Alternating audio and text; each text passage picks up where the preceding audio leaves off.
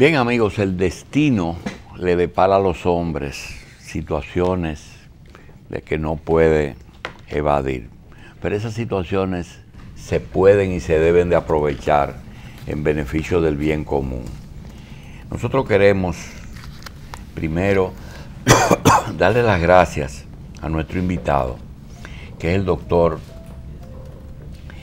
Francisco Javier Domínguez Brito, Procurador General de la República, por haber aceptado conversar con nosotros en este fin de año, ya que el país no elige el hombre del año, pero si lo eligiera, yo creo que resultaría un poquito difícil tomar una decisión entre el presidente de la República con su accionar y el Procurador General de la República. El doctor Domínguez Brito es un caso excepcional que ha hecho de esa excepción ha producido una serie de interrogantes, por lo que nosotros le agradecemos muchísimo que nos haya dado la oportunidad de conversar con nosotros en una forma en vivo, sin limitaciones, abiertamente. Quizás siendo el personaje que más interrogantes produce aquí en República Dominicana. ¿Por qué? Primero, el doctor Domínguez Brito es abogado, es un hombre de menos de 50 años, es dirigente del Partido de la Liberación Dominicana, fue aspirante a la presidencia de esa organización política, fue electo senador de la República por su ciudad, Santiago, fue Ministerio Público del gobierno de Leonel Fernández, fue Ministerio Público del actual gobierno y es Ministerio Público. Es testigo de excepción de procesos históricos en el orden judicial. Por ejemplo, acuerdos con Estados Unidos para juicios binacionales, acuerdos especiales con acusados de hechos delictivos para reducir la pena a cambio de información, extradiciones, lucha contra drogas, en fin, ha sido parte de dos gobiernos, de dos constituciones, de la de anterior a 2010 y después, de dos cargos, tanto legislativo como judicial, y es político. Nosotros queremos, no sabemos por dónde vamos a comenzar, pero vamos a comenzar por darle las gracias, doctor Domínguez Brito, por estar aquí. Yo gracias a ustedes de verdad y a ti que tanto no aprecio. Tenemos el trofeo del hombre del año, pero podemos evitar que ya es precandidato. Bien, y confieso gracias. De verdad que contigo me siento siempre muy bien, gran amistad y de muchos años, y para mí un honor estar aquí. Doctor. Y los amigos mucha gente, sobre todo... Bolívar le manda saludos. Sí, a Machi. No, es que nosotros teníamos una publicación que tuvimos visión política. Sí, nosotros tuvimos visión política. Acuérdate que el doctor Domínguez Brito, antes de los 40 años, ya tenía funciones importantes. Sí, bastante importantes. Todavía tengo una foto con de esa, la esposa mía embarazada. Vamos entonces a comenzar por lo más difícil. Doctor, cuando tiene que iniciarse un proceso que usted no provocó, pero que usted parte de un expediente que usted prepara, en que tiene que acusar miembros de su propio partido y tiene que acusar al secretario de organización del partido, que en el Congreso confiesa que es una persecución porque le negó su apoyo a sus aspiraciones políticas. Yo creo que conozco la respuesta, pero quiero que usted la dé. Yo pienso que la lucha contra la corrupción aquí en República Dominicana amerita una discusión muy seria en los dos aspectos fundamentales, el tema de la prevención y el tema de la persecución. Nosotros hemos avanzado enormemente en materia de prevención, como ustedes lo saben, no solo con la nueva ley de presupuesto, la nueva ley que establece todo el sistema de contabilidad, todo lo referente a la tesorería, se han fortalecido los mecanismos de contrataciones públicas, las veedurías públicas, el sistema de acceso a la información. Yo pienso que en los últimos 10 años son muchas normas que han sido muy positivas desde el punto de vista de la prevención. Ahora, ¿qué sucede con todo esto en el país? Que en materia de persecución hay una percepción que, más que percepción, para mí es una realidad de impunidad general. Es decir, República Dominicana, el sistema de justicia, los mecanismos de control y el sistema de persecución no ha logrado vencer la percepción y realidad de impunidad. Esto quiere decir que la mayoría de los casos de corrupción simplemente no hay una decisión que establezca una sanción contra estas personas. Cuando hay una impunidad, cuando se produce esta situación, lo que se genera es una especie de estímulo para que aquel funcionario o aquel ciudadano o ciudadana que comete un hecho delictivo simplemente lo siga cometiendo, y aquel que no lo ha hecho entonces lo cometa. Simplemente estamos trabajando, simplemente tenemos que luchar, simplemente tiene que haber un esfuerzo de todas las instituciones de la República Dominicana para que podamos vencer todo lo referente a la impunidad. Algunas personas me dicen, bueno, pero son dirigentes de tu partido en este momento. Sí, yo fui procurador anteriormente y eran dirigentes de otros partidos. Eran 5 ministros del expresidente Mejía que se encauzaron en el Plan Renove, en los invernaderos, en el tema de la venta de indultos, y se hizo lo que se tenía que hacer. No obtuvimos las respuestas necesarias de la judicatura, y yo creo que ese es uno de los grandes fallos que se han presentado. Ahora, por razones circunstanciales, le toca a personas de nuestra institución. ¿Qué hay que hacer? Igual que sucedió en el pasado. Si alguien se equivocó, tiene que asumir su responsabilidad. Es como una familia, guardando las distancias. Si tienes un hijo que se equivoca, tú lo vas a sancionar. No lo dejas ir a una fiesta, no le vas a dar un regalo. Simplemente no es que tú tienes algo personal contra tu hijo. Y igual sucede aquí. Si hay alguien de tu partido que se equivocó, no es nada personal, simplemente cometió un error y tiene que asumir su responsabilidad. Esa es la posición nuestra, doctor, en este caso. Cuando usted desempeñaba el cargo de senador por Santiago, tuvo una dificultad de salud y creo que no tuvo la oportunidad de asistir a una conferencia que se llevó a cabo en Palacio, propiciada por el presidente Fernández, para motivar la creación del Tribunal Constitucional. Trajo un profesor, invitó a un profesor francés famoso que habló de la necesidad y de lo bueno que sería para el país tener un Tribunal Constitucional. Pero en la exposición que hizo el profesor, le preguntamos si realmente todos los mecanismos judiciales terminaban en los políticos, que era que lo designaban. Y ahí es que viene la pregunta. Y le decíamos, ¿y ese juez o ese ministerio público que surge de propuestas de tipo política, tienen que tener agradecimiento y proteger a los que lo nombraron? Yo pienso que es un tema de conciencia.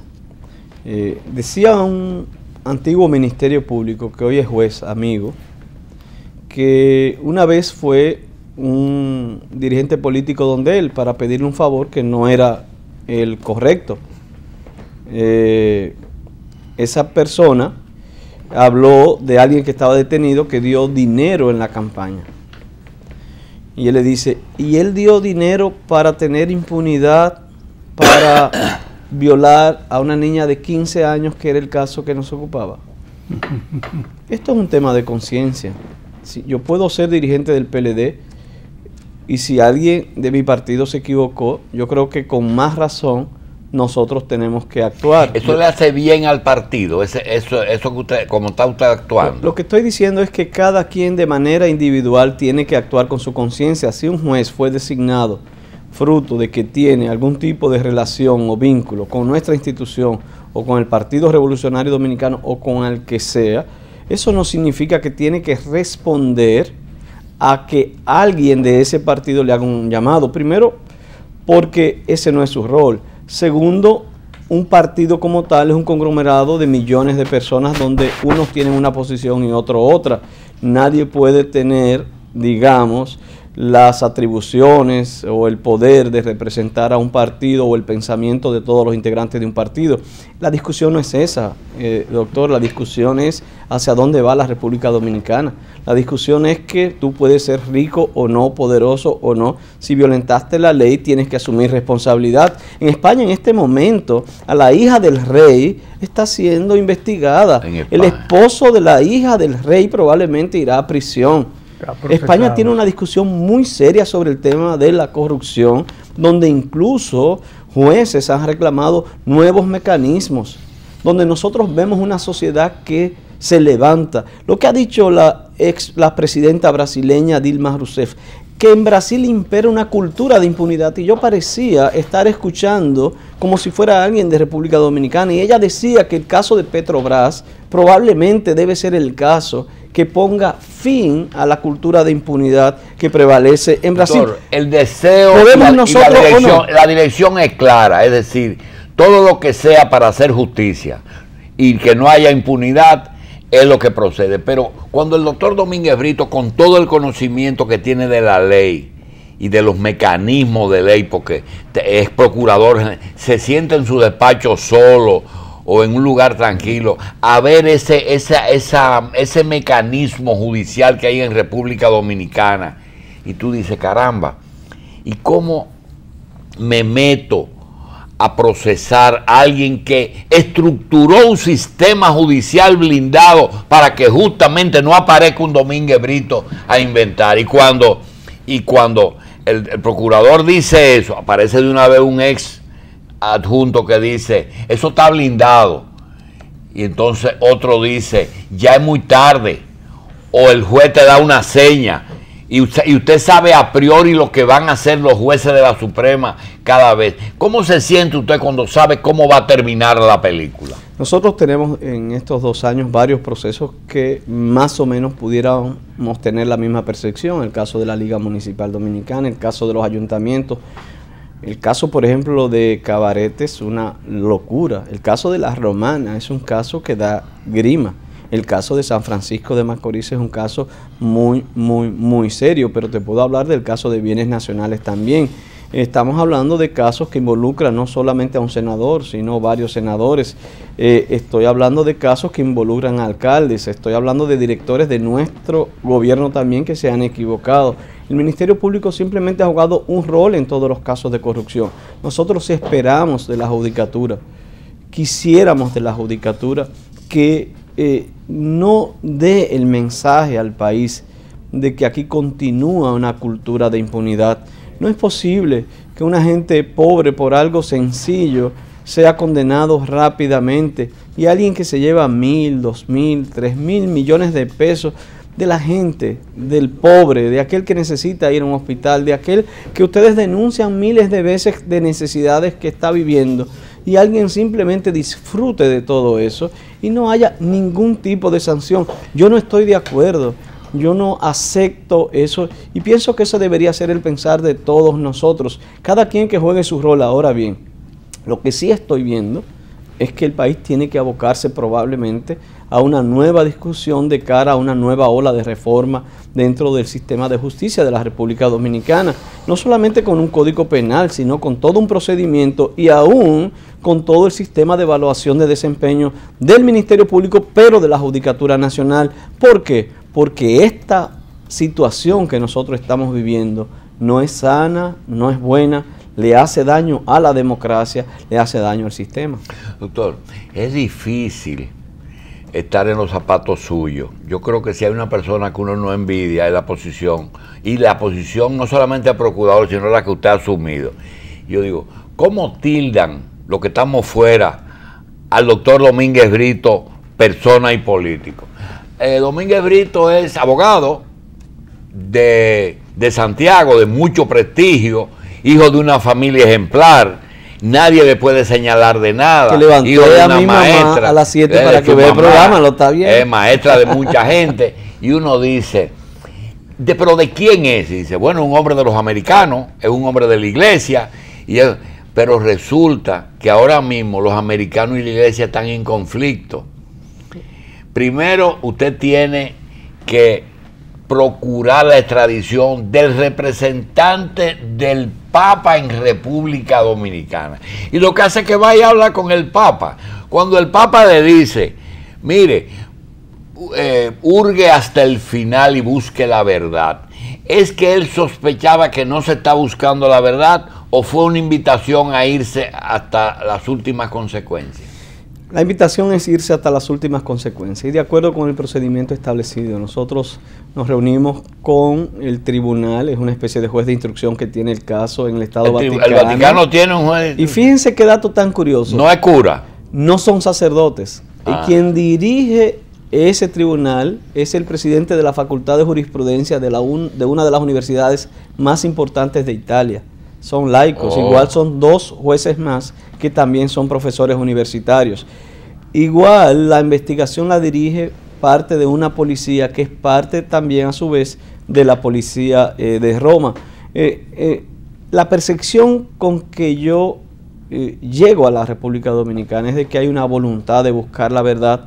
No solamente es la opinión del Papa Francisco, es simplemente la profesionalidad, doctor, y la objetividad con que yo vi que ese tribunal está haciendo las cosas. Usted está consciente de que la fuerza de la costumbre es la fuerza más terrible. Así es. Y la costumbre de la corrupción es casi institucional en estos países. No solo en la República Dominicana. Hay varios jefes de Estado del área que están sometidos a la justicia. Y mire el problema, por ejemplo, de Jordi Pujol en su país. Sí. Bien. Doctor, ¿y en Polonia cómo le fue? Vuelvo y te digo, nosotros tuvimos 2 casos, el del señor Gil, que es un caso en Juncalito, una comunidad que pertenece a Jánico, dentro de la provincia de Santiago. Es el caso más triste, es el caso más delicado. Es un caso de alguien que abusó de la inocencia. Eran niños de 8 años, eran niños de 9 años. Fueron niños que fueron llevados a Polonia, fueron niños que se le impregnó un terror para que no dijeran nada. Realmente lo que ahí sucedió para mí es uno de los casos más fuertes que he conocido en estos 7, 8 años de experiencia dentro del sistema de justicia, porque lo que se vivió fue una situación desgarradora. Polonia ha jugado el rol en este momento de representar el Ministerio Público de la República Dominicana. ¿Qué buscan ustedes? ¿Justicia allá en los 2 casos o extradiciones? No, básicamente no podemos solicitar extradición porque con Polonia no hay acuerdo de extradición. Pero el señor Gil está detenido, está en una cárcel de alta seguridad. ¿Y el nuncio? El nuncio está en una situación de semi-restricción.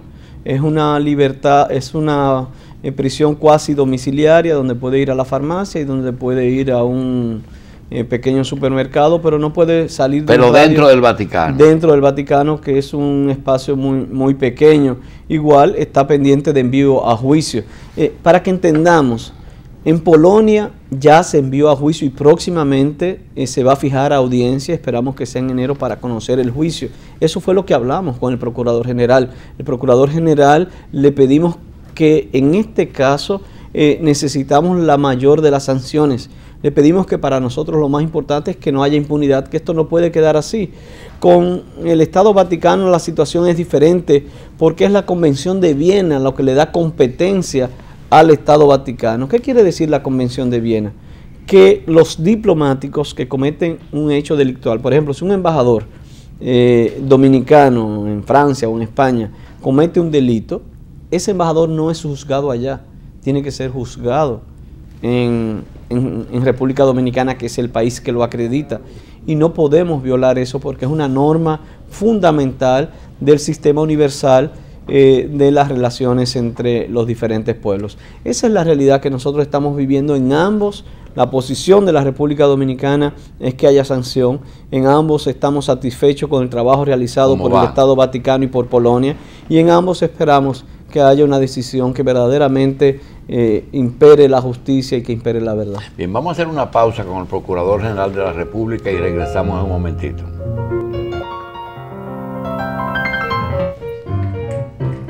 Bien, señores, hay una expresión que dice predestinato, los italianos dicen así, y si usted toma el nombre del procurador, se llama Francisco Javier. Francisco Javier es el nombre del que fundó la orden de los jesuitas, un santo famoso de la iglesia. Y a lo mejor el Papa le pudo haber dicho hasta tocar. Sí, no sé, y él es jesuita el Papa. Sí. Pero el cuento es que él está obligado a cierto comportamiento, el nombre lo obliga.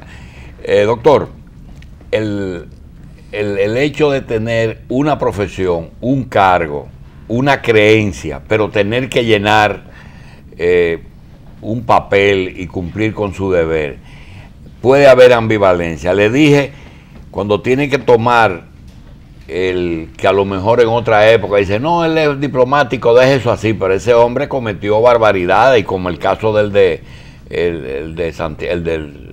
municipio de Santiago también.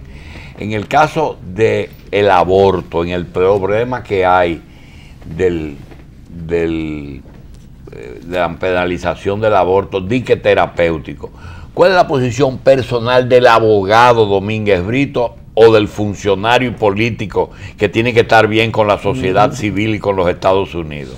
Mira, yo creo que es la misma en mi caso. En los dos casos. El presidente de la República, lo primero que yo creo que esta discusión a veces parece un diálogo de sordos, donde no queremos escuchar lo que dice el otro, y eso impide que a veces podamos unificar criterios. En muchos casos se pueden unificar criterios independientemente de la visión que tú puedas tener. En segundo lugar, yo quiero resaltar de nuevo que el presidente de la República nunca planteó nada en contra de la vida, ni nada que violente la Constitución. El presidente simplemente quería y expresaba que habían algunos puntos que deberían analizarse de cara al proceso penal. En modo alguno estaba diciendo, porque a veces he visto a alguna gente confundiendo esto, que se liberalizara, que no haya sanción, que un niño que le falte una manito tiene que ser abortado, nada de eso. Todo lo contrario, si alguien ha tenido un planteamiento y nosotros acogemos ese planteamiento, ha sido de defensa de la vida del presidente. Ahora, igual nada de eso contradice mi visión personal. Para mí, un niño de 3 meses en el vientre es un niño igual que de 1 mes de nacido. Es un niño que sufre, que sonríe, es un niño que siente, es vida. Ningún ser humano, absolutamente nadie, tiene derecho a quitarle la vida al más débil, al que más necesita apoyo, independientemente de que sea fruto de lo que sea. Nadie es un ser humano. Creo en la vida, creo en la protección de la vida, y voy a defender siempre esos criterios. Doctor, el aumento de las penas, ¿cómo usted lo recibió? No resuelve el problema, pero disuade. No es la panacea, pero es importante. Yo lo veo correcto. Yo creo que aquí hay casos donde una persona que atraca con un arma de fuego ilegal, una persona que comete sicariato, que por dinero simplemente mata a alguien, son personas que deben ser sancionadas con más de 40 años. Yo creo en el cúmulo de penas. Yo pienso que hay personas que tienen que estar detenidas. Yo creo en la reinserción dentro del sistema penitenciario, pero hay personas que no podemos pensar en ningún tipo de reinserción. Tienen que durar 30, 40, 50 años en las cárceles porque no hay manera. Son un peligro para la sociedad. El que roba, el que mata, tiene que estar en prisión. Y en ese sentido entiendo que tenemos que ser muy fuertes. El Código Penal establece nuevos parámetros, me parece muy muy importante. Hace falta que se apruebe la reforma del Código Procesal Penal que está en el Congreso, eso es vital. Eso se detuvo a raíz de la discusión del artículo 85, aquel famoso, sí, algunas personas podían accionar directamente en contra de los casos de corrupción. Yo pienso que tenemos que ser lo suficientemente maduros para tomar una decisión cual que sea, pero no puede paralizarse ni remotamente la reforma procesal penal. Necesitamos la aprobación de la ley de extinción de dominio. Los narcotraficantes que vienen deportados, muchos de ellos siguen beneficiándose de todos sus bienes adquiridos del narcotráfico. Hay que golpear las drogas por donde más le duele, que es por los bienes. La actual legislación, tanto la de lavado como las demás legislaciones, que tenemos no son suficientes para nosotros perseguir efectivamente los casos de ilicitud en la adquisición de los bienes. Necesitamos la ley de extinción de dominio. El país necesita una nueva ola de reformas, reitero, a los fines de nosotros ser más efectivos en la lucha contra la criminalidad. Pero habiendo tanta diferencia entre la justicia dominicana y la norteamericana, ¿es conveniente seguir deportando hacia Estados Unidos los pedidos de extradición? La extradición es una de las mejores herramientas que tenemos de persecución. Muchos de estos casos de personas que son extraditadas son por hechos cometidos en los Estados Unidos, ni siquiera en la República Dominicana, salvo algunas excepciones. En segundo lugar, la extradición nos permite a nosotros también diseñar estrategias de combinación entre estados diferentes en procura de un bien. Igual anuncio aquí, próximamente entiendo que será firmado, porque ya fue discutido, el tratado de extradición. Doy una primicia aquí. En el día de hoy nosotros estamos comunicando la nota de gestión ya del tratado de extradición por parte de la Procuraduría General de la República. Lo que quiero decir, habrá un nuevo tratado de extradición con los Estados Unidos. Esperamos que podamos firmarlo lo más rápido posible. Yo creo que también se condiciona la calidad de la justicia. Se condiciona la pena de muerte, sí, básicamente, sí, que no puede ser establecido en los Estados Unidos, pero establece un procedimiento tipo. Estamos unificando en cierto sentido con muchos países del área un modelo de tratado de extradición, y creo que con eso también avanzamos. A veces pero nos perjudica la negociación de la justicia. El nuevo tratado va a ayudar enormemente, facilita, y nosotros estamos promoviendo ese nuevo tratado de extradición. Yo creo que hay muchos puntos interesantes de por medio. Ahora que está terminando el año, yo mismo cuando veía ayer me daba mucha alegría dos noticias. Yo vi que el presidente Medina entregaba las 10.000 aulas en solo 2 años y medio. Yo veía como el ministro de Educación también, con tanta alegría, con mucho esfuerzo, con mucha dedicación, comienza a trabajar en lo que sería el nuevo diseño de las jornadas extendidas, de la mejoría de la calidad. Y cuando yo combiné con una graduación que tenemos hoy a las 10 de más de 1.300 internos a nivel nacional que dejaron de ser analfabetos, tú dices, bueno, Quisqueya Aprende Contigo lucha para que podamos terminar en 4 años con el analfabetismo en la República Dominicana. Probablemente el sistema educativo tendrá la gran transformación, la mayor transformación de toda la historia. Yo estoy en este momento aquí sentado porque mi rol es la lucha contra el crimen. Y por más vuelta que le doy, digo, la ignorancia es la mejor amiga de la impunidad. Bien.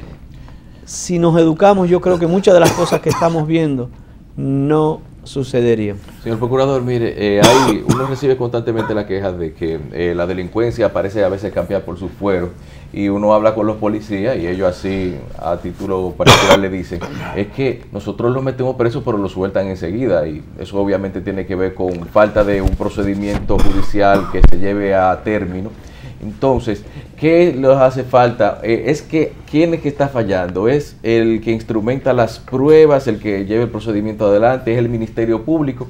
¿O qué hace falta para que definitivamente los delincuentes estén donde deben estar después de haber sido apresados en algunos casos con pruebas suficientes de su delito? Te reitero, tenemos que seguir en un proceso de cambios y de transformaciones. La policía de investigación, todo el sistema de investigación tiene que transformarse, tanto el reclutamiento del policía, las condiciones para su ingreso, el programa de capacitación, el programa de evaluación de desempeño, el programa también de asistencia, tanto en salarios como en la seguridad social, la diferenciación clara entre policía uniformada y la investigativa. Nosotros tenemos que cambiar algunos procedimientos dentro del Código Procesal Penal, por eso aquí he abogado para que el Congreso pueda definitivamente aprobar lo que sería ese nuevo Código Procesal Penal. Hoy ya estamos hablando del nuevo Código Penal. Los actores dentro del sistema de justicia tenemos que enfocarnos un poco más en el fondo y no en la forma. Esto quiere decir, es buscar la verdad, qué sucedió, y no buscar periquitos para no conocer nunca un proceso. El país requiere en este momento que nos sentemos nuevamente a ver cuáles son los pasos que siguen. Y son estos pasos que yo estoy haciendo referencia, y por ahí es que yo creo que tenemos que caminar. Venir a un programa a esta hora implica 4 o 5 horas de trabajo, tener que levantarse, venir, y nosotros tenemos muchas preguntas y poco tiempo. Le vamos a pedir excusa al invitado por la cantidad de preguntas con las que lo vamos a ametrallar. Doctor, la experiencia que usted tiene ya larga, ¿verdad? Desde que llegó de Santiago a ser fiscal de la capital a hoy. Ser fiscal de la capital era el Gran Santo Domingo, no, ¿verdad?, era solamente ahora, el distrito. Sí. Era. La pregunta es la siguiente. ¿Usted estaría dispuesto con la despenalización de las drogas como una solución a ese mal? No, yo creo que el tema de las drogas tiene que enfocarse de una manera diferente. El consumo tiene que verse como un problema de salud. Y es una de las grandes debilidades que estamos viendo. Doctor, cuando se implementó el proceso en contra de un exfuncionario de Leonel Fernández, vimos el volumen del expediente y nos preguntamos en privado, ¿es posible que un procurador solo con su oficina de investigación logre recaudar toda esa información sin que haya la buena pro y la cooperación de funcionarios del gobierno en los correspondientes departamentos? Es decir, conseguir 400 páginas necesitó cooperación e información de parte de los departamentos del Estado. Primero, fueron más de 10 fiscales trabajando en ese caso. Segundo, fue más de 1 año y medio trabajando en la investigación. Y tercero, sí, y se requiere colaboración, se requieren certificaciones, y tú vas armando cada una de ellas y al final entonces te da un razonamiento. A veces el que te manda el documento no sabe lo que está haciendo. Solamente en ese caso. A veces sabe, pero en ese caso hubo colaboración. Como lo manda la ley. Podría ser la respuesta a una pregunta que le teníamos, y es que a veces se queja buscándole cositas al procurador, porque hay gente incómoda, usted lo sabe. Dicen, pero ¿qué hacen por qué quiere el control de las drogas confiscadas? ¿Por qué quieren el control de la comida de las cárceles? ¿Por qué quieren ser custodias de bienes incautados? Y uno dice, podría ser buscando fondos para tener dinero para investigación. ¿El presupuesto de ustedes le es suficiente para los asuntos pendientes que hay? Pero vamos por parte. El control de los bienes incautados es por mandato de la ley y no es un asunto mío de ahora. Eso tiene desde que se creó la ley, desde que se hizo la ley orgánica del Ministerio Público y desde que se hizo la nueva ley, que ni yo era procurador, ni siquiera yo era congresista. Es decir, que en eso no hay problema. Ese uno, la comida de las cárceles. La comida siempre ha estado en el control de allá. Simplemente se le pagaba a los comedores económicos que lo compraban en almacenes, y ahora se compra directo y se compra mediante un sistema de licitación. ¿Por qué?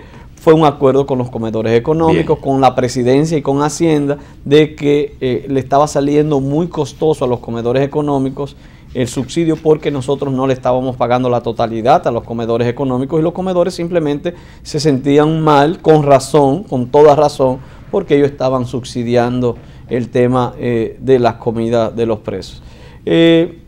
Lo otro que decía del presupuesto, bueno, hemos tenido un apoyo del presidente para el aumento del 25% de los salarios, pero igual creo que esto tiene que ser una discusión mucho más seria de cara al sistema de justicia y a la seguridad ciudadana en el país. Hoy soy circunstancial Procurador General de la República, pero si de algo estoy consciente, que siendo procurador o no, el eje básico en la lucha contra el crimen lo lleva el Ministerio Público. ¿Por qué? Porque tiene 26.000 internos en las cárceles que tienen que alimentar, que cuidar, que transportar, que llevar a los tribunales, que darle salud, que darle programas de educación, de reinserción, porque tiene a nivel nacional todo el sistema forense, es decir, todas las pruebas de balísticas, todo lo que son las autopsias, todos los certificados médicos legales, la psiquiatría forense, la ginecología forense, porque tiene todos los experticios en materia de droga a nivel nacional. De esos 26.000, ¿cuántos están en el sistema antiguo y en el nuevo? 16.000 en el viejo más o menos y 10.000 en el nuevo. Bien, procurador, pero luego tiene todos los fiscales. Lo que te quiero hablar del presupuesto es que el Ministerio Público es que tiene la mayor carga, porque tiene también la justicia de menores, los centros de corrección de menores, indudablemente. Las cárceles también de menores. La mayor carga la tiene el Ministerio Público, y nosotros estamos en una situación indudablemente con más retos y desafíos que cualquier otro ente de justicia, independientemente del gran valor y del respeto que ellos nos merecen. Las relaciones policía-ministerio público, ¿ellos están conscientes de que son un instrumento auxiliar del ministerio público o siempre todavía le ha sido difícil asimilar eso? Y en todos los lugares del mundo siempre fiscales y ministerio público tendrán unidad y tendrán diferencias. Fruto del desarrollo de cada país será la profundidad de esas diferencias o de esas unidades. Si me preguntas, en sentido general, hay una buena relación de respeto, pero si me preguntas también, soy partidario de nuevas reformas a los fines de que los roles queden todavía mucho más claros. Mientras no tengamos una diferenciación clara entre policía investigativa y uniformada, indudablemente que vamos a tener grandes deficiencias. Igual el Ministerio Público tendrá que jugar un rol más de dirección. Usted habla de policía judicial. De investigación. A mí no me gusta el término de policía judicial. Simplemente policía de investigación es aquella que investiga los crímenes y delitos. ¿Por qué digo esto? Porque tiene que ser gente cualificada. Tiene que ser una persona bachiller o profesional, preferiblemente que se someta a un proceso de entrenamiento de 1 o 2 años en la investigación, que tenga ciertas características, que se le aplique el polígrafo, que tenga unos niveles de honestidad incuestionable, que pueda ser sometido constantemente a evaluación de desempeño. Bien. Para mí eso es lo fundamental. Bien, la pregunta que nos están haciendo por teléfono de si enjuiciar PLDistas es bueno o malo para el partido, ya él la contestó, y yo le añado que recuerden que Danilo Medina y Domínguez Brito son miembros del partido también, lo que quiere decir que le hace bien. Yo no quiero hablar de política. No juzga político, ellos están enjuiciando personas. Yo no estoy trabajando como político, estoy trabajando como con un mandato constitucional, pero a esa persona, si como político le puedo decir algo, es lo siguiente: el PLD nació fruto de un hombre extraordinario que nos dijo que tenemos que ser la diferencia de todos los demás partidos políticos, que la honestidad, que la seriedad, que si alguien se equivocaba en nuestro partido tenía que asumir su responsabilidad. Yo le digo, si algún PLDista está confundido con esto, que recuerden por qué somos, por qué nacimos, cuál es nuestro destino como partido, y que no perdamos de vista que esto costó mucho esfuerzo a mucha gente. Este PLD costó mucho sacrificio a mucha gente, y no es verdad que a esta altura de juego es que todo ese sacrificio se va a echar por la borda. Esto hay que defenderlo, esto hay que cuidarlo, y siempre hay un guía, siempre habrá un guía, y es el pensamiento de nuestro fundador. Yo creo que por ahí es que deberíamos irnos. Señor Procurador, ¿usted cree que dos cosas? ¿Cree usted que el dinamismo con que se está manejando el Ministerio Público actualmente bajo su gestión puede disuadir a gente actualmente en el poder de cometer cualquier irregularidad? Sí, claro y de este gobierno, ¿le han llegado algunos casos? Bueno, el caso de bienes nacionales era un caso de un funcionario de este gobierno. Igual nosotros tenemos casos de alcaldes que no son propiamente funcionarios, pero son también miembros de nuestra institución y son funcionarios presentes.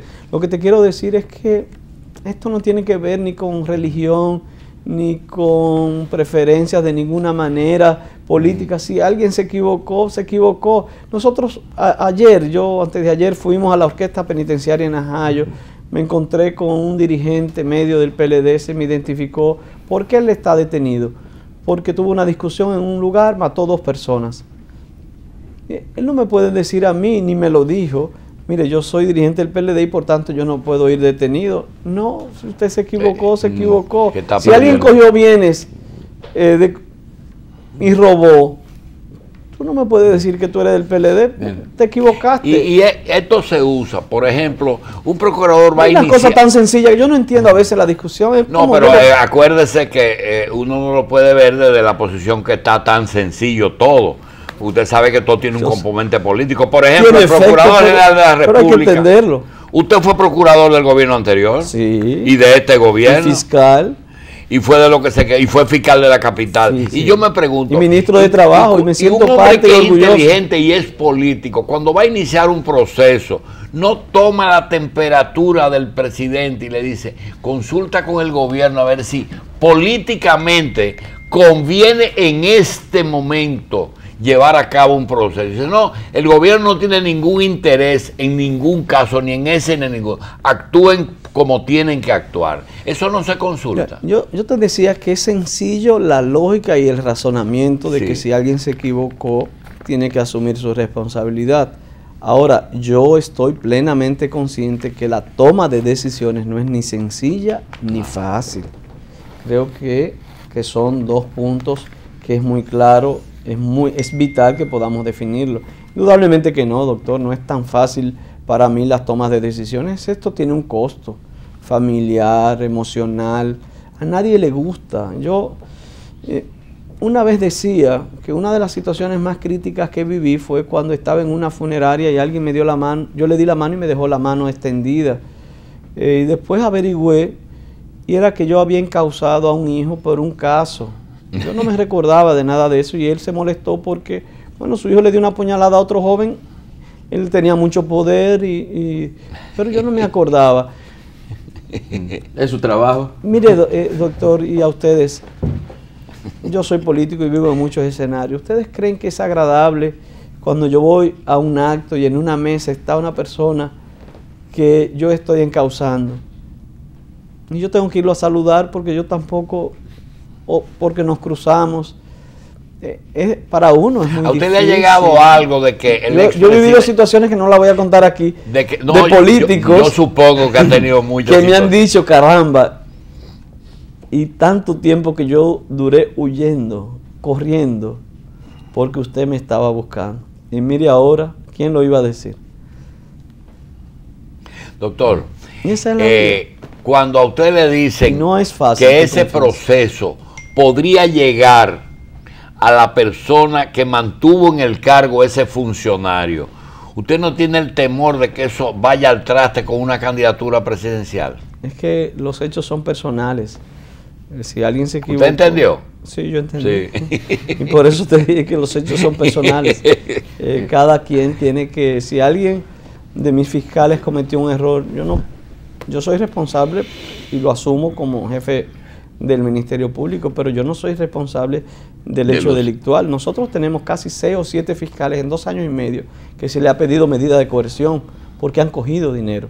Y el tamaño de ese problema, ¿se puede coger y meter en un bolsillo y ocultar ese bulto de ese tamaño, doctor? Es que no se puede. No se puede. Es que las cosas tienen que salir. ¿Qué le Ni pasaría? se puede ni se debe. ¿Qué le pasaría a Domínguez Brito si hoy decide dejar eso? Bueno, yo creo que lo primero es que mi conciencia es la que tiene que evaluarme. Yo no puedo retirar ninguna acusación. Yo tengo que, mientras esté en mis funciones, hacer lo que tenga que hacer.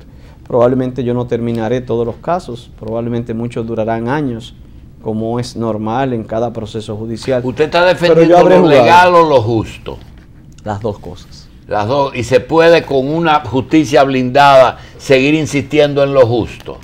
Valle de las Águilas ha tenido pasos para adelante y para atrás. Y hoy logramos una de las mejores sentencias fruto de un juez que asumió su compromiso con la nación y anuló todos los títulos y ese patrimonio va al Estado. En apelación pueden aparecer jueces irresponsables y echar todo para atrás y quitarle ese patrimonio del pueblo y llevárselo a particulares, pero también podrán haber jueces responsables, honestos, que entiendan que el país está por encima de todo y ratificar esa sentencia. Todo depende, vuelvo y te digo, de la responsabilidad con que cada quien asuma sus roles. El fiscal es el procurador es el fiscal de la Suprema. Yo creo, no soy abogado, supongo. Más o que menos es así. sí. ¿Usted confía en el resto de sus compañeros de tribunal, que son los jueces de la Suprema, en ese caso específico de las acusaciones a un exfuncionario del gobierno? Yo respeto sus decisiones, pero yo no he estado conforme No he con estado casi conforme. ninguna de las decisiones que se han tomado en materia de corrupción. No hablo de el caso que hiciste referencia, puedo hablar de todos los demás casos. Como no he estado conforme con casi ninguna de las decisiones en materia de corrupción que se han tomado en la República Dominicana en los tribunales, ni Renove, ni Invernadero, ni absolutamente casi ninguno. Doctor, nosotros queremos un regalito. No somos abogados, Navidad. gracias a Dios. Hay un proceso que nosotros no entendemos porque no somos abogados. Y es el caso de Soto, de Moscoso y del Fondo de la Suprema. Esas tres instancias no conocieron la misma cosa. No, el magistrado Soto conoció primero de una solicitud de una empresa, Rofi, que bueno, ahora está también en otro conflicto en Haití, pero esa empresa solicitó que levantaran las oposiciones o las advertencias de creo que 200 y pico de apartamentos que son propiedad de esa empresa. No trató sobre otros bienes, ni del avión, ni nada de eso. El magistrado Soto conoció ese caso. También se le asignó ahora el caso de la autorización judicial de esas incautaciones y de otras más. ¿Y qué dijo? Que la incautación era que era un embargo conservatorio. Es una especie de embargo conservatorio que no era legal. Es legal de conformidad con la ley de lavado, pero para operar la confiscación ya requeriríamos la decisión de los jueces. Entonces él dijo que no era legal. Él dijo que necesitaba la autorización del juez. Bien. Y ahora él está apoderado de esa solicitud de autorización. ¿Y Moscoso qué? Moscoso tiene que decidir si el caso va a juicio de fondo o no. Ese es como un juez de instrucción. Como un juez de instrucción. ¿Y si va a juicio de fondo, a dónde va? Al Pleno. A la Cámara Penal. Pero a la Cámara Penal de la o al Suprema Pleno de la Corte, Suprema. A la Cámara Penal de la Entonces Suprema. falta todo eso. Falta muchísimo. Y cuando este muchacho dice, Otoniel dice, eso está terminado y es la cosa que sé yo que es definitivamente juzgada. ¿De qué está hablando, doctor? De mucha pena. ¿Cómo se siente una persona que ha recibido el respaldo del Papa, de todo el empresariado y del gobierno norteamericano? ¿Eso dinamiza más el asunto o pone, ha influido de cierta manera, lo compromete a usted de cierta manera a conseguir adelante? Yo siento satisfacción del apoyo de todos los sectores, la iglesia, empresariales, organismos internacionales, países, ¿por qué no? Y bueno, creo que es un estímulo a que uno trate de hacer las cosas bien. Cuando uno va en la calle, la gente te dice, tenga fe, siga luchando. En el semáforo, el que va en un carro público. ¿Qué es lo que quiere decir? Que en el fondo la gente, la sociedad dominicana quiere una mejor sociedad. Aquí vamos a vivir. A mí no me parece justo que con el dinero de la gente tú te vayas a Miami en un avión, por ejemplo, a ir a un restaurante y volver la misma noche. No sé, yo respeto al que esté de acuerdo con eso, yo no. Yo voy a combatir eso, yo voy a luchar contra eso. O alguien que decida separarse de lo que fue su esposa de toda la vida y entonces tener 5 o 6 novias y a cada uno comprarle un apartamento de 15, de 20 millones de pesos. No sé. Si aquí existe la reversión de la prueba. ¿Existe la? Reversión de la prueba, Maché.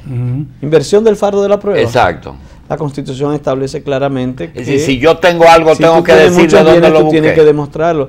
Pero te pongo estos ejemplos no por República Dominicana. Es básicamente lo que ha sucedido en otros países. Aquí pudiera parecer algo similar, pero es lo que a la gente le irrita. Le irrita esa exhibición de riqueza, ese gasto de dinero. No, pero lo que usted ha dicho tiene sentido. Si a mí me juzgan, me llama el procurador y me dice, yo quiero conversar con usted sobre sospecha de corrupción. Yo no me debo aparecer en un Rolls Royce allá en la Procuraduría, ¿verdad? Ni en un avión en Miami privado para hacer ostentación de algo que no hay necesidad. Cuando voy a Nueva York o cuando voy Porque hay que tener pudor público, que eso es otra cosa. Eso porque no es pecado. justo, aquí hay tanta pobreza. Doctor, no es justo. Cuando usted salía de Bonao, veía una montaña cerca de Miranda que decía Domínguez Brito presidente. Ahora dice Temo. Ahora dice Temito Clemón. Eso lo han cambiado 3 veces ya. Pregunta, ¿esas aspiraciones se declinaron o se pospusieron? Hay que esperar que fluya un poco el tiempo, ya veremos lo que va a suceder. Bien, una pregunta. ¿No existe antecedente de que un procurador o un recaudador, se lo digo a Gorocuya Félix, que yo quiero que él sea un senador experto en asuntos fiscales. Una gran persona y que aquí doy testimonio. Y yo quiero que usted sea presidente y que Guarocuya sea capacidad. Senador. Sería un gran éxito pero yo veo que no es posible de esas dos posiciones tan tan poco populares llegar a la presidencia. ¿Usted cree que es posible? A veces uno se abre tantos frentes que uno no sabe. Pero tú hablabas del destino. Yo también, además del destino, hablo de que a veces uno no sabe cómo Doctor, salen lo que las pasa cosas. es que Ya veremos un qué viejo piensan. un juez que usted quizá vio, que cuando un juez toma una decisión, que es el caso de un ministerio público, la reacción del que se beneficia o se perjudica es muy diferente. El que se beneficia dice cumplió con su deber, Pero y el que se perjudica dice se vendió. No, así mismo. Pero también te abres muchos frentes. Yo lo noto en opiniones en algunos medios de comunicación, lo noto en reacciones de personas que están cerca de uno. Indudablemente que cuando afectas intereses, estás asumiendo un rol muy, muy difícil. Yo reitero lo que dije hace poco. Es muy simple la ecuación de identificar quién se equivocó y quién no, pero no es fácil la decisión de encauzar y lograr un resultado.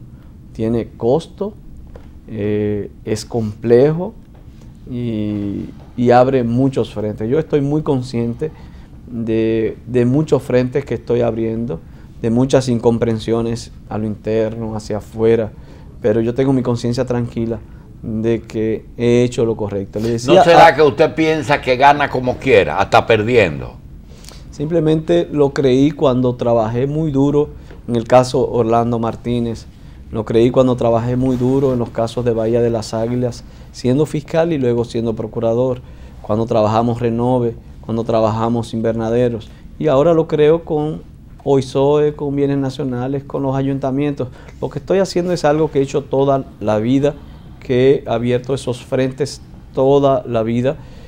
Creo que no volveré a ser procurador durante el resto de mi vida, una vez culmine ahora, pero habré hecho lo que mi conciencia me ha dictado.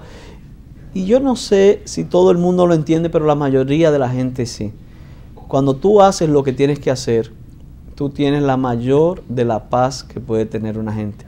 Pero cuando tú cada día en tu conciencia comienzas a dar vuelta, y yo no estoy, simplemente es la vida más miserable que puede llevar un ser humano. Así es que dentro de nuestras imperfecciones, tal vez yo no he hecho las cosas como lo mejor, pero al menos el intento lo he hecho. Procurador, en el caso de la declaración de bienes, ¿ustedes tienen que trabajar cerca de la Cámara de Cuentas? Muy cerca. Ahora el control lo tiene total la Cámara de Cuentas. Ustedes saben que... ellos son los que someten. Ellos son los que auditan todo y los que presentan al Ministerio Público cualquier hecho. Aquí hay una discusión ahora de cara a los que no han presentado la declaración jurada. Aquí hay dos opciones. Los que han culminado, si no la presentan, pudiéramos iniciar un proceso de enriquecimiento ilícito, de una investigación por enriquecimiento ilícito. Esa es la primera de las sanciones ya que se expone un funcionario. Y los funcionarios actuales ya sería una competencia de conformidad con la Ley de Función Pública, es decir, que pudiera generarse faltas graves y en consecuencia la destitución de ese funcionario. Eso con respecto a la declaración de bienes. Con respecto a la Ley de Expresión y Difusión del Pensamiento, como funcionario y además como defensor de la sociedad, ¿usted se siente cómodo con la actual ley? El Código Penal ahora cambió la actual ley y no establece la prisión. Yo no estoy de acuerdo con la prisión. Sin embargo, sí creo en las responsabilidades. Si alguien dijo y abusó de lo que es su responsabilidad como comunicador y dijo cosas falsas que comprometen el honor de alguien, esa persona tiene que asumir su responsabilidad. Y el tipo de sanción tanto del que comete ese tipo debe ser económica, multa e indemnización. Es más dura que la misma prisión porque son casos menores que nunca llegan a prisión. La gente a veces cree que prisión es más importante. Yo diría que no. ¿Y una declaración de bienes también no tiene prisión? Una declaración de bienes La declaración de por sí no. Lo que sí genera prisión es la declaración falsa, los datos incorrectos con un fin de disimular bienes adquiridos y de no presentarlos a las autoridades. Eso sí establece sanción penal.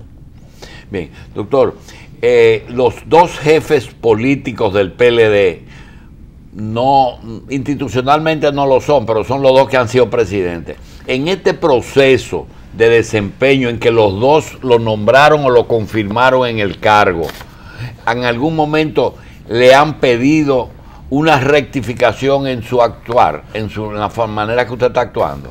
Claro, he dicho, yo fui funcionario. Estoy hablando de Leonel y de Danilo. Fui funcionario del presidente Fernández en el Ministerio Público. Y si algo digo y repito es que el presidente Fernández fue muy respetuoso, extremadamente respetuoso de las decisiones que nosotros tomábamos. Nunca me llamaba para decirme tal y tal cosa, haga esto, usted está obligado a hacer esto. El presidente Medina igual. Ambos han sido presidentes que han promovido, digamos, que estas decisiones sean independientes. Ambos tienen tentaciones y retos que tendrán que seguir superando, es decir, la tendencia de mucha gente a que las cosas se hagan de una manera. Igual la puedo tener yo, esa tentación. Por eso tenemos que ser fuertes. Si queremos una democracia que funcione, tenemos que hacer que cada una de esas instituciones caminen. Yo creo que ese es el gran desafío. Bien, en las modificaciones constitucionales que creo que usted participó en cierta forma. En la primera lectura, mucho. Bien. En la segunda, absolutamente nada. Bien, doctor. Por razones de salud para que la gente... La función del Tribunal Constitucional, ¿usted está conforme como están haciendo su papel?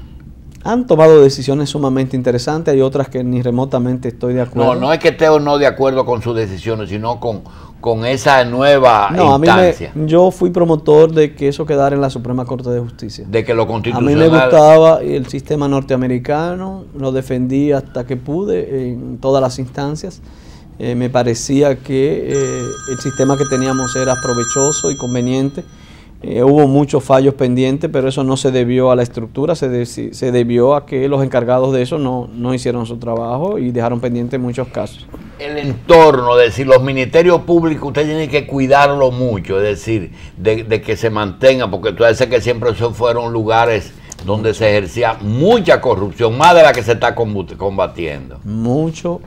Tengo que estar pendiente, tengo que estar dando seguimiento. Quiero que cada uno de los fiscales sepa que se le está dando seguimiento. Estoy muy orgulloso de la mayoría de los fiscales, pero también estoy muy claro de que hay fiscales que se han equivocado y de que probablemente todavía puedo tener algunos que se estén equivocando. Usted se va del puesto sin el temor de no haber procurado nada, como casos anteriores. Que va, hay sensaciones, vuelvo y te digo, el caso de Bahía de las Águilas tiene más de 10 años, lo inicié yo siendo fiscal y ahora, 10 años después, todo tiene, si tú haces las cosas como tienen que ser, sea ahora o sea en 10 años, habrá una lección positiva de lo que has hecho para la sociedad. Es decir, que yo no veo las cosas en función de mañana, sino en función de Estoy algo diciendo que hay muchos procuradores que se han ido sin procurar nada. Señor procurador, hay un asunto de que en algunos segmentos poblacionales se admira al corrupto y al narco, porque dice, oye, hasta en algunos lo reciben como héroe, porque una persona que a través de ese mismo dinero mal habido hace algunas obras sociales. ¿Eso es un mal que usted cree que podríamos extinguirlo a mediano o largo plazo? ¿O es un problema de educación o un problema de realmente el triunfo de la impunidad? Fíjate que hay muchachos que matan 4 o 5 jefes de distribución de droga en los barrios y cuando se va al velorio y al cementerio lo hacen como si fuera un héroe y tiran tiros hacia arriba y alcohol y todo. Ponen la bandera. Claro que hay antivalores que nos golpean. Bien. Aquí hay políticos y familiares y a veces esposas, porque yo lo veo, que le dicen a sus maridos, no seas, perdónenme la palabra, pendejo, pero tú estás ahí para hacerte. Aquí hay militares que le dicen, mira, te vamos a poner 6 meses en tal sitio, pero es para que tú puedas acumular algo. Entonces aquí a veces le venden una idea de que el éxito está en que en ese momento que te dieron la oportunidad es para que tú te hagas de dinero. Son los antivalores que tenemos. Claro que sí, esas son las cosas que tenemos, doctor, que combatir. Parece ser que hay una costumbre que para sacar los ministerios públicos de la vorágine de las fiscalías traen abogados prestigiosos de Santiago. Hemos tenido el caso de Benoit, de Berenice, de Domínguez Brito, que vienen del Ministerio Público aquí.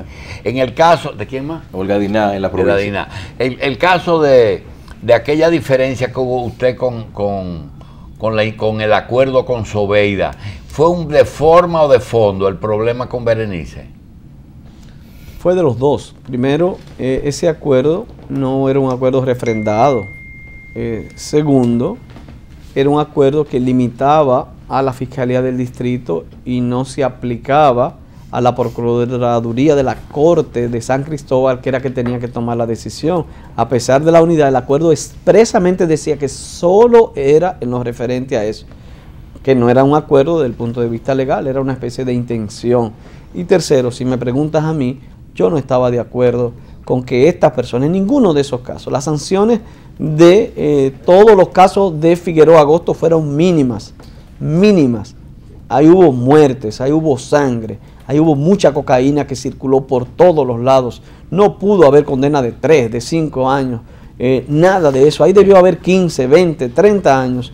Y por eso fue nuestra posición. Doctor, ¿cuándo viene el libro de Domínguez Brito? ¿Cuánto tiempo después de salir de la portada? Porque usted tiene tanta información, sobre todo de esos acuerdos, que nosotros a veces pensamos que lo dicho por esos acusados en Estados Unidos es lo que ha producido. Esos polvos produjeron los lobos de hoy. Esa gente dijeron tantas cosas por allá.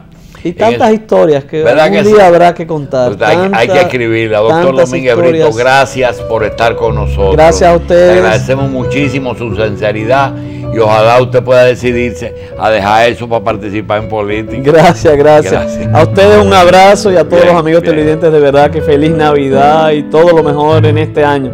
Y si me permiten, porque yo sé que estamos casi en el aire, que no se nos muera la esperanza y el optimismo. Vuelvo y digo, hoy nosotros graduamos 1.300 internos o reclusos que no sabían leer ni escribir. Y hoy completamos, digamos, la primera etapa de la gran revolución educativa que ha iniciado el presidente Medina. Yo tengo fe en el país, yo creo que nosotros podemos avanzar. Así es que feliz año y todo lo mejor para todos. Gracias, igualmente.